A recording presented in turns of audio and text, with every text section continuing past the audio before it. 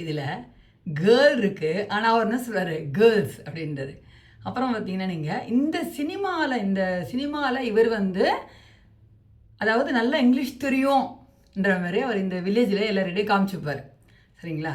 இந்த போர்டில் பாருங்கள் எல்லாமே தப்பாக இருக்கும். நம்ம எல்லாமே மறந்துடுவோம். ஸ்பெல்லிங் பார்த்தாலே நம்ம எல்லாமே மறந்துடுவோம். அமெரிக்கா பாருங்கள், AMERICAக்கு என்ன இருக்காரு பாருங்கள். நெக்ஸ்ட்டு பாருங்கள், பிஸ்கெட் எப்படி இருக்குது பாருங்களேன், BISCUIT பிஸ்கெட் ஸ்பெல்லிங். ஆனால் அங்கே பாருங்கள் என்ன எழுதியிருக்காருன்னு சொல்லிட்டு. Next chocolate CHOCOLATE chocolate. Next darling. அடுத்தது பார்த்தீங்கன்னா darling DARLING darling. Elephant ELEPHANT. எனக்கே எல்லா ஸ்பெல்லிங் மறந்துடும் போது, அப்போ இருக்குது எல்லா ஸ்பெல்லிங் எழுதியிருக்காரு அவர். When we have to having a ration card, that's why going to their passport. When we have a passport, that's why we are going to only America.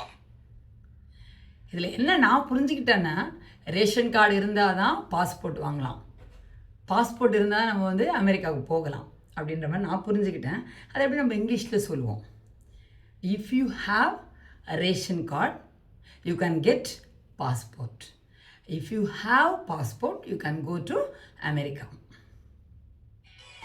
Unnecessarily why we are going to America? Tell. You tell. Tell, you tell அப்படி சொல்லக்கூடாது நம்ம இங்கிலீஷில். Please tell இல்லை please tell me அப்படி சொல்லலாம். Because America is our country. ஐயோ பாவம், இந்த பாட்டெல்லாம் எப்படி பார்க்குறாங்க பாருங்களேன். அவர் என்ன சொல்கிறாரு, unnecessarily why we have to go to America. எதுக்காக போகிறோம் அப்படின்னா, because it is our country அப்படின்றார். எதுக்கு நம்ம இங்கே இட்டு போட்டிருக்கோம், அமெரிக்காவை போடலாமே, போடக்கூடாது. ஏன்னா ஒரு தடவை தான் நம்ம யூஸ் பண்ணோம்னா அமெரிக்கா அங்கே போட்டோம், இங்கே வந்து it, because it is a country. இந்த சினிமாலே நம்ம நெக்ஸ்ட் வீடியோ பார்க்கலாம். நெக்ஸ்ட் காமெடி இது பார்க்கலாம். அந்த துண்டு குடுறா ஸ்போக்கன் இங்கிலீஷ். என்ன சொல்கிறாரு அவர், அந்த துண்டு குடுறா அப்படின்றாரு. அப்போ அவர் என்ன சொல்கிறேன்னா ஸ்போக்கன் இங்கிலீஷ் அப்படின்றாரு. அந்த துண்டு குடுறா அப்படின்றது நம்ம இங்கிலீஷில் எப்படி சொல்லலாம்னா, please give me the towel நம்ம அப்படி சொல்லலாம் இங்கிலீஷில். அவர் என்ன சொல்லலான்னா அதுக்கு யூ டாக் இன் இங்கிலீஷ் சொல்லலாம். நீ இங்கிலீஷில் பேசுன்றதுக்கு ஸ்போக்கன் இங்கிலீஷ் அப்படின்றாரு. அப்போ என்ன சொல்லணும், யூ டாக் இன் இங்கிலீஷ் அப்படி சொல்லலாம்.